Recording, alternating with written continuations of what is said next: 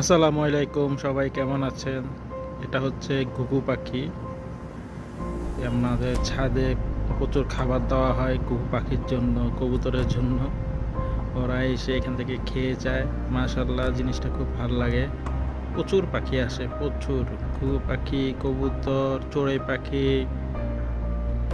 যা হোক, আপনারা পাখির শিকার করবেন না।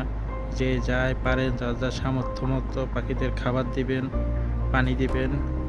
কারণ এটা হচ্ছে প্রবাস, এখানে যেখানে সেখানে পানি পাওয়া যায় না। যার কারণে এখানে সবাই ছাদে খাদ্য দিয়ে যায়, পানি দিয়ে যায়। দেখতে পাচ্ছেন যে ওই অনেকগুলো রুটি, তারপরে যে সামনে পানি আছে, যে পানির ড্রামে যে পানি পানি আছে। যে যার সামর্থ্য অনুযায়ী ওদেরকে খাবার দেবেন, কেউ ধরবেন না। পশু পাখি ওরা প্রকৃতির সম্পদ।